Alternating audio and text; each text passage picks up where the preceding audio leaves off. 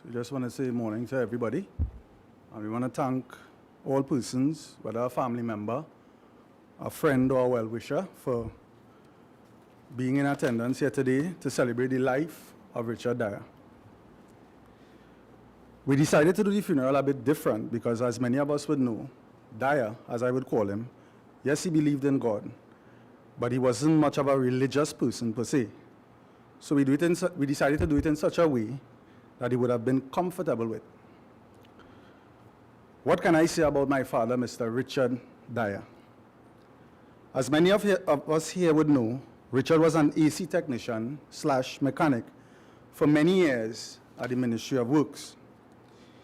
He was gifted with the ability to fix and repair almost anything, and he took great pride in his profession, even though at times he repaired things that may have sparked off or even exploded. But he was back at it again to make sure he got it right the second time around. In 1977, on the 23rd of October, my father received his first blessing in the form of a son, who he named after himself, Richard Dyer Jr. The following year, he received yet another blessing in the form of another son, who he named Anthony Ashton Dyer. He rested for 3 years, and then he was back at it again in 1981, where on the 30th of September of 81, he produced yet another son, who was named Sean. Interestingly enough, I have never met Richard Dyer Jr. or Anthony Dyer, but I knew them. Sounds kind of far-fetched, right? How we could not meet somebody, never speak to somebody, and you know them. Well, the reason I could say that is that my father constantly and affectionately spoke of his sons that lived abroad. So ever since I was small, I knew I had 2 elder brothers that lived in the United States. I remember an experience where I visited him for a weekend, or to spend the weekend there with him, and he had 2 of those, it's either 1 or 2 of those chopper bikes, those bikes with the little lever that is being the center, hanging up right downstairs by his storeroom there. And I asked him for one of those bikes. And he quickly pulled me aside and he said, "That is your brothers and them bike. You have to ask them for it." Now mind you, those days I didn't have any WhatsApp or any video chat or any messenger. So me being 8 or 9 years old at that time, for the entire weekend, I was trying to figure out how I'm going to meet my brothers and them to ask them for this chopper bike. The long and short of it is that those bikes stayed right there until they rusted away, because I guess those bikes had sentimental value to him because it would have reminded him of his sons that lived away. Most persons who knew Richard well knew that he was a bit rough around the edges, but despite that, he loved his family very much, but demonstrated that love in the best way he knew how. My father was raised in an era where showing emotion and affection was not considered manly or macho. So he always came across as firm, rough, and rugged, which I believe he became notoriously known for. Some family members here might be wondering, how did Richard show love to people or love to us? Well, what I have observed in being around him is that he wouldn't express how he truly felt about you to your face, but his love for you was shown in the way that he spoke about you to others. For example, whenever I visited Richard in my adult years, he would boast about his nephew Ricky and the things that he was able to achieve and accomplish materially. He constantly and affectionately spoke about his nephew Kern, who he boasted was an AC technician like him, and the fact that he was able to start up a business and learn so much from him. He spoke with so much admiration about his niece Raquel, who would visit him and bring him chocolates and bring other things for him and would always be checking up on him. He was very excited when she was able to get through with being an officer. He always spoke about that when I visited him. He spoke about his siblings, especially Pamela, Malcolm Jr., Kenneth, and his little sister, who as we know is Leslie, and he always referred to as his little sister.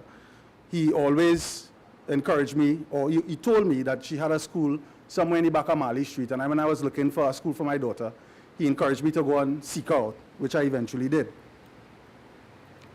He boasted about his sons, Anthony and Richard Jr., Anthony would say was a bad bouncer in the clubs in the States there, and nobody could mess with him, and he was very proud of that. He spoke with great concern about Richard Jr. and the health challenges Richard was facing over there. And every time I would visit him, he would update me as regards to how Richard was improving. And the list goes on and on. Now keep in mind, all of these family members, until six weeks or 2 months ago, when he fell ill, I never knew any of them, never had spoken to any of them. But I knew them in a sense because of how Richard would constantly talk about his family members. Even though Richard didn't seem to be the way a typical father would be to his sons, I look forward to visiting him because his stories about his family and his experiences in the past gave me insight into the life that I had missed out on. There is no doubt in my mind, though, that my father loved all his sons and his family members, but was only able to express that love in the best way that he knew how. Being in Richard's presence has taught me many things about life and the unique interactions of human beings. But the thing about his life that stood out to me is that each of us, every single one of us, are flawed in some way. But these flaws are what make us unique. Judging a person based on their flaws and their mistakes in life makes absolutely no sense, because none of us, not one of us, could truly understand what lies deep within that person's heart, his thoughts, his feelings, his emotions. I am thankful that I was able to sort things out with my father, make peace with him per se. Not that we were at war, but I was grateful that we were able to trash things out after all these years whilst he was alive. And I'm even more thankful that he was able to close his eyes in death, knowing that his sons were there, rallying and doing all in their power to help him to recover. I know my brothers over there in the States are seriously distraught, pained, and even hurt that they cannot be here personally or physically to put our father to rest. But Anthony and Junior, take comfort in the fact that I made sure that Richard knew of your calls and the concerns that you had about him. And I made sure that he knew that you all were rallying around him from thousands of miles away through the decisions we all made and the video calls he received from Junior. Take comfort in the fact that even though none of us, sons that is, even though we didn't have the better part of him, what we have is an unseen connection that exists between sons and fathers that not even death could destroy. I am appreciative of the fact that my daughter, she was able to enjoy some time with her grandfather when we visited him. He would shower her with gifts, and almost every other day he would call me and ask how his granddaughter was doing. And at times he would even rough me up because he wanted to know what was her response to the things that he sent for her, because I guess to him, her response was important. There was an occasion where we were going somewhere, and he told me, he said, Sean, I want to tell you something. I want to ask you something or suggest something. But I don't want you to get vexed with me. So I was like, well, what does he want to ask me? So he keep putting it off and off. And then a day I visited him, and I sat down on his couch, and he told me, he said, I want to do something for your daughter. I want us to open an account for her, all right? And I will put $100 every month, and you go match that. But don't go and tell nobody about that, eh? And that was kind of strange for me and very unique for me. And I went along with his request. He even made it clear after telling me that I shouldn't allow anyone to stop his granddaughter from coming to see him. For what reason he said that, up to this day, I don't know. One of my regrets for him, though, was that he was not able to enjoy his other grandchildren, to Sean, Carlos, Gabriel, and Helena, because they lived abroad. But I'm certain, in his own way, he would have embraced them the same way he did with my daughter, and try and make up for his past shortcomings that he had with his sons through his grandchildren. Dyer was no saint, as many of us here would know. but he was genuine, straightforward, hardworking, and he would spare no effort in defending and even fighting for his family members, friends, and co-workers, as some here could attest to.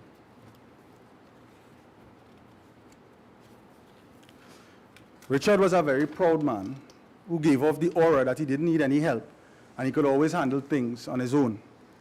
I remember he would call me to go with him to get stuff at the grocery and to go at the bank. And the way I was raised by my mother was to, regardless of how somebody treats you or the way they deal with you, still show them respect. So what I would do was, I would carry things for him to eat. And the first thing he would say as I entered that door and hand him the stuff on my arrival was, don't go and tell him what I bring nothing here for me, you know. Don't go and be telling nobody you bring thing here for me. Most of the times I had to laugh it off. And I had to remind him that, you know, I was a big man, almost 40 years. I stopped reporting to my mother many years ago. And we just had a laugh about that. But in those kind of situations, Dyer was more concerned, not so much about the kind gesture that was being extended to him, but rather he was more concerned about what people would say when it comes to what they did for him. But despite that, despite his responses at times, I appreciated the fact that he said what was on his mind and he left no doubt about how he felt, which I respected. Persons who are around Richard experience his personality on many different levels. And some may tend to disagree or be even amazed about the things I'm saying here today. But the most I could do is to relate the experiences I had with him personally. I can't speak for anybody else. I could only talk about the interactions he and I had. Richard wasn't much of an emotional person per se, but he was very passionate about matters that affected his family. And this passion could have been easily misunderstood by friends and family members, resulting in a particular view of him. But there was another side of him that I gradually saw in his later years during my visits. He would say the most awkward things that made you laugh. And was in those moments that I understood what my mother was alluding to as to respects the jovial side of his personality that many persons were drawn to. Despite his behavior and rugged exterior, people loved him. Why do I say that? Well, the same way I listened to his stories intently about others, I was even more attentive about the stories that others gave about him. For example, his good friend Mr. Fitzroy refers to him affectionately as his brother. His good friend Mr. Prescott says, Richard was my real boy. He fight for me already, and he put some slap on a man when he was in a bar who attacked me. His younger sister, Leslie Ann, who he would always be calling to ask to do something. She said, Richard, miserable, you know, but I love my brother. And this was said whilst he was alive. His friend Maria would say, Richard would always make me laugh. This love for him was not only demonstrated by his words, but persons showed by their actions that they loved Richard. For example, his niece Raquel was a constant feature at the hospital that he requested to go to when his illness was too much to bear. Even after a hard day at work and having many assignments to submit for a study, she would make the time to be there at the hospital and to be present with the doctors when we had meetings with them and when there were certain decisions that had to be made. No doubt, love for him is what drove her to make those kind of sacrifices in her busy life. His nephew Kern, who he had a close relationship with, said that when he was in the hospital, he messaged me and he said, bro, if I could help in any way I hear, just let me know. And at the drop of a pin, he was there visiting and bringing things to his uncle. His other nephew, Ricardo, who he's very close to, from the first day that I spoke to him, he was willing to drop everything, 11 o'clock in the night, to come down to the St. James Hospital where he was first admitted. From those experiences with these various family members and friends, it left absolutely no doubt in my mind that Richard was loved by all of them. So now that the curtains have been drawn and his life has come to a peaceful end, let us all remember and cherish the fun times and unique experiences that we had with Mr. Richard Dyer. All hope is not lost, and despair not.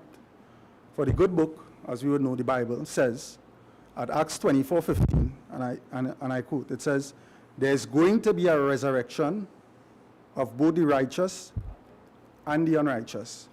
It even adds in John 5:28, it says, do not be amazed at this, for the hour is coming in which all those in the memorial tombs will hear his voice and come out, those who did good things, to a resurrection of life.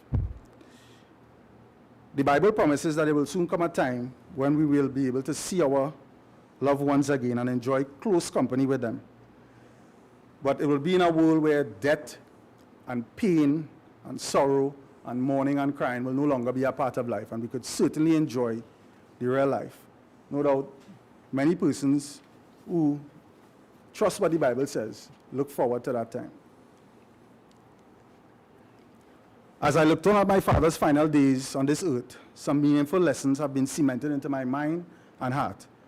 Those being that your value and significance in a person's life does not automatically come from simply being in their presence when things are good with them, but rather your value and significance in that person is seen in your commitment to them when they are at their lowest point and is in desperate need of unselfish love and support. So as we remember Richard's life, let us take the bitter along with the sweet and focus on the good things that he did, because it's only fair for us to do so, because every one of us will want others to focus on the good that we do. Richard, you will be missed by all. We would now like to invite his granddaughter, who would like to say a few brief words.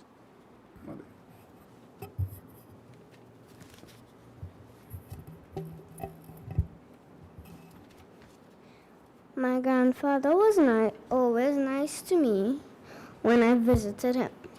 He would always give me things when I saw him. There were many times where he and I would speak as we sat in my father's van. I admired the trophies he had on his wall and how pleasant he was. I will not get to see him in person anymore, but he will always be in my heart, and I will always love him.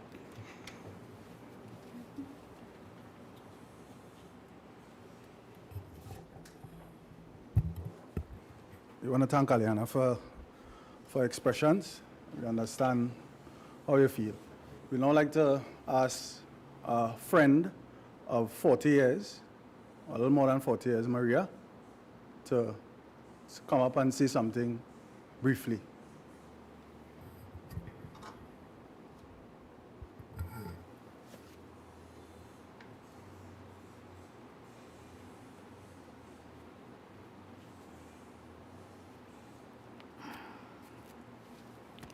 Well, on behalf of the rest of my family and myself, I just want to say that, we don't tell people when they're alive the contributions that they make to our lives, in many cases. Sometimes people know only after they die. I want to say that I've known Richard since 1979, which is about 42 years. And, he made a very significant and special contribution to my life, even though I never told him that.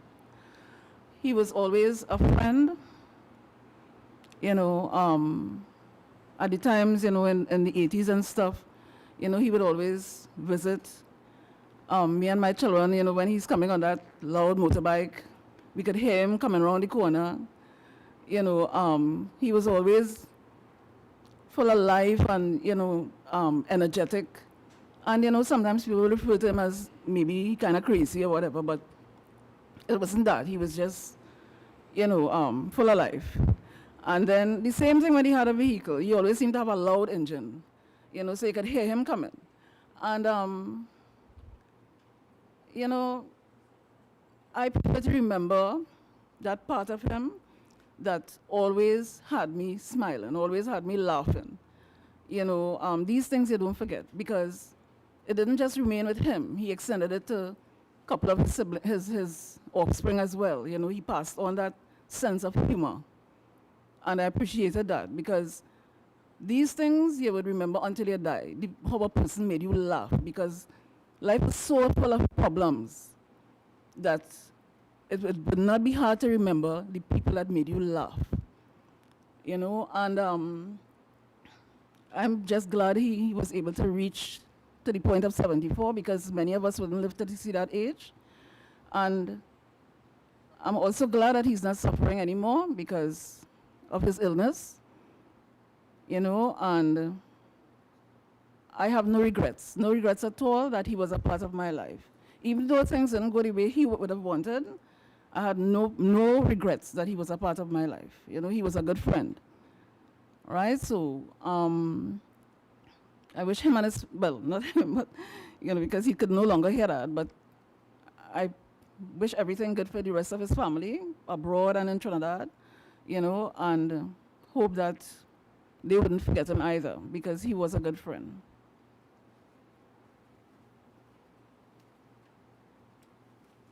So I thank Maria for her expressions there. So we'd like to thank all of his friends who probably are viewing online, and well-wishers, and even family members, the ones that are here and the ones that are viewing online, for sharing this celebration of his life with us. We know that because of the restrictions that we have, not many persons were able to attend his funeral, as we will put it, or his celebration of life.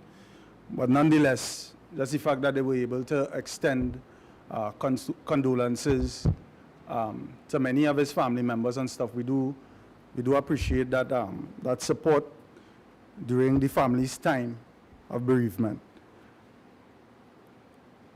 We want to thank all for attending, and we just want to mention that the cremation will take place at Belgroves in Tagarigua there at 2 p.m. So if the persons want to attend up there, that is up to them. They could choose to do so.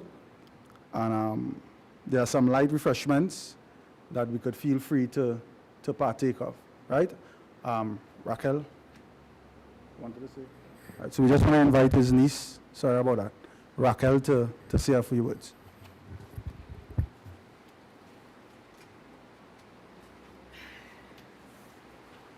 Good afternoon, everyone.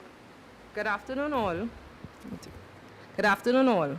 For all those who don't know me, I am the niece of Richard Dyer, and this is some memories I have of him. Richard Dyer was my uncle. He was my mother's big brother. I remember as a child, Uncle Richard visited us every week. It was like his routine. I so look forward for his visits, eager to, hold on. I so look forward for his visits, eager to hear about his new adventures or the heroic stories about his past. It was like a guided stroll down memory lane. I remember the stories he would relate involving him and his brothers being part of a popular motorcycle gang. That was decades ago. I would listen attentively in awe. How excited I was. I used to think to myself, my Uncle Richard was the coolest thing. He was quite candid. And let me just add, he had a selection of a few swear words that he definitely didn't hesitate to use, especially when he felt the situation called for it. Uncle Richard was an extremely proud father, always bragging, or as they say, bigging up all his children at every opportunity he got. He spoke highly of his grandchildren, and all of this wouldn't have been possible without his wife, who was his everything, love like doves. Richard Dyer was a big brother to his siblings, even though he was younger. He was an Uncle Richard to his nieces and nephews, looking after each of them. And the list goes on and on. He certainly played an important role in each of their lives, while adding his unique Dyer flair. I remember him wearing his cap backwards and walked with an evident chip on his shoulder. He had a signature smile, which the ladies found irresistible. He definitely knew his way around the kitchen. He made a most delicious fish broth. So Uncle Richard was extremely popular. He carried the Dyer name proudly, always being assertive and brave, and he could barely go anywhere without someone trying to gain his attention.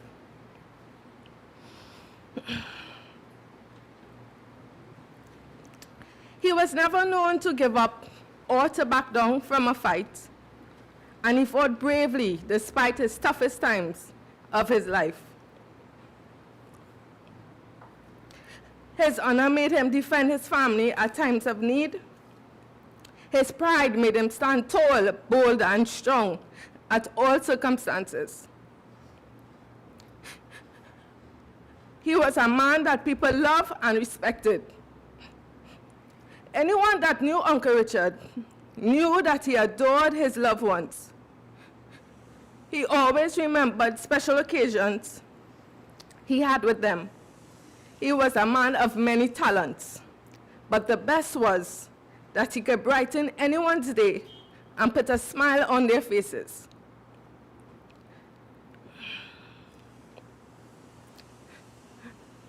Today we are blessed to celebrate your life, Uncle Richard. The man, the legend. You shall live on, not in our minds, but our hearts forever. I love you very much. Thank you, Lord Uncle Richard, for being part of my life. Heaven has truly gained an angel. Thank you.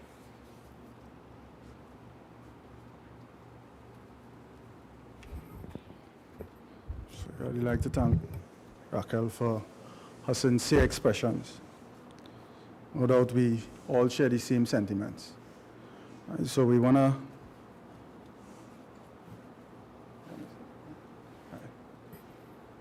so we want to thank once again all persons for attending and for being here to celebrate Richard's life.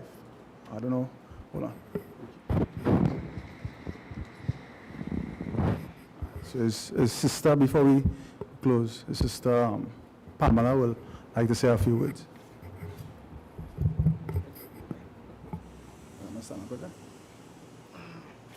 Hello, everybody.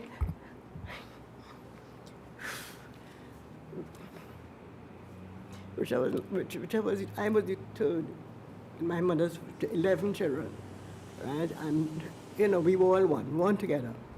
Every time when he got older, we used to go down by him, harass him, and go. And I cannot say no more, but God bless him that he rest himself, and maybe I will be going because I'm the first in the whole 11 children, so you know how it is. So I give thanks for them for, getting things for us ready, and let's pray God that I could go a little longer. Thank you.